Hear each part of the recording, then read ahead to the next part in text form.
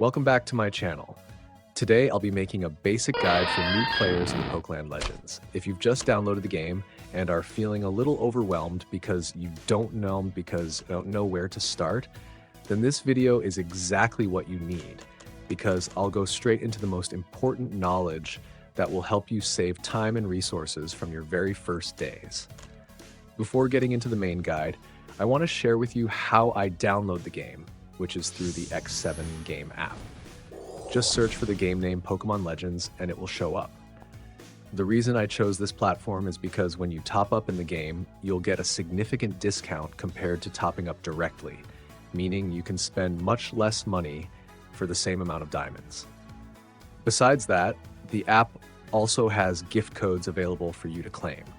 I recommend opening the app and checking once every day, because the codes are updated regularly. If you don't see a new code on a particular day, it simply means that day's code has expired or has already been used up. So just be patient and come back the next day. I'll leave the download link in the description below. And now let's get straight into the main part. First, the most important thing you need to understand is the type system. Just like the original game that it was inspired by, each Pokemon in Pokeland Legends belongs to one or two types, such as fire, water, grass, electric, and many other types. The basic rule you need to remember is fire beats grass, grass beats water, water beats fire, and so on in a cycle. This is the guiding principle for every team building decision you make. The most common mistake I see many newbies make is focusing on raising only one type because it seems strong during the early stages. But once they encounter a map or boss of a countering type, the entire team is almost completely helpless.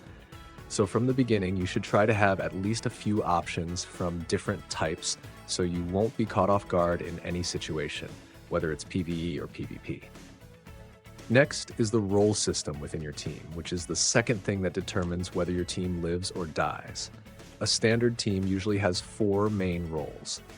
First is Tank, also known as Wall. These are Pokemon specialized in absorbing damage, usually with extremely high HP and defense, helping protect the team from being one-shot at the beginning of a battle. Second is DPS, which stands for damage per second.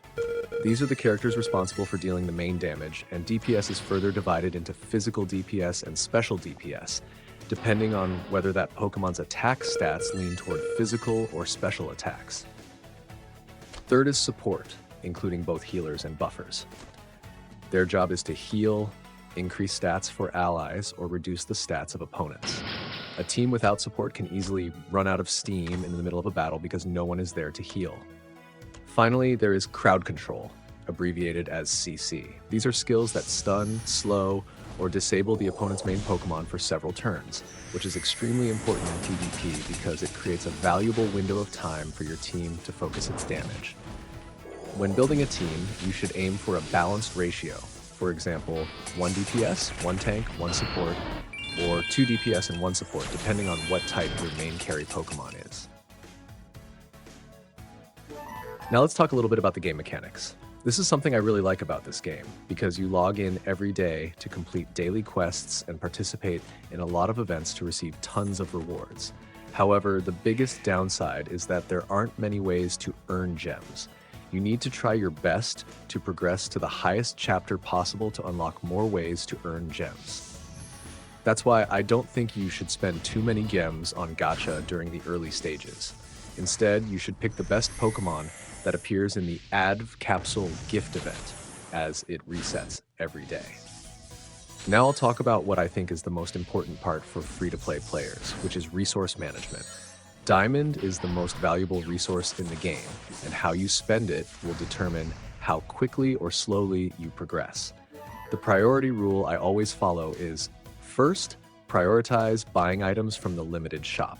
You can check it in the store or through events when important events are available, or as I mentioned above, spend them in the capsule when the Pokemon you want appears in the Add Capsule gift event. The reason is that the items and Pokemon here have fixed prices with no element of luck, making this the safest way to spend diamonds. After that, you can use diamonds on special events, because event rewards usually offer a much higher return than random pulls.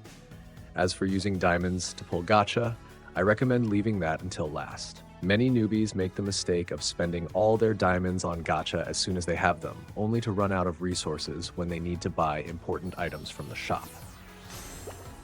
For the daily checklist, I suggest focusing on 4 main things. Complete daily quests to get basic resources, collect AFK rewards every day through the expedition system so nothing goes to waste, participate in the daily bingo event because it's a pretty quick way to earn EXP and items with just a few simple actions. And finally, don't forget to check the weekly events because the rewards here are usually more plentiful, sometimes even including exclusive Pokemon. Another tip that I want to emphasize is don't spread your resources across too many Pokemon at the same time during the early stages. Pick 3 to 4 main Pokemon and pour all your resources into upgrading their level, skills, and equipment first. Once these Pokemon are strong enough to get you through the difficult stages of the game, then you can start expanding and raising other secondary Pokemon. Focusing this way will help you gain practical combat power much faster compared to evenly distributing resources among a dozen Pokemon without making any of them strong enough. In terms of power upgrades, besides level, you should also pay attention to the bonding system, which allows your main Pokemon to form bonds with other Pokemon to receive additional stats and supporting skills.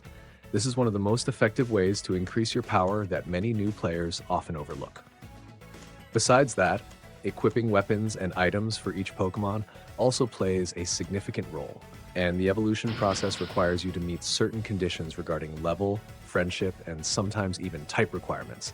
So make sure to prepare in advance so you won't be caught off guard once your Pokemon becomes eligible for evolution. Finally, since this is a gacha game, the meta will constantly change with every update. A Pokemon that's strong today could get nerfed next week, and vice versa. So instead of blindly following a fixed team composition, you should develop the habit of keeping track of patch notes and evaluating for yourself which Pokemon are actually effective in your hands, rather than completely trusting a certain tier list, because your actual gameplay experience is ultimately the most accurate thing. That's all the basic knowledge that I think anyone starting Pokeland Legends should master, from the type system, team roles, and idle mechanics, to managing diamonds and resources as efficiently as possible. If this video was helpful, don't forget to leave a like and subscribe to the channel to support me in making more in-depth guides. If you have any questions, just leave a comment below and I'll read and answer them. See you in the next videos.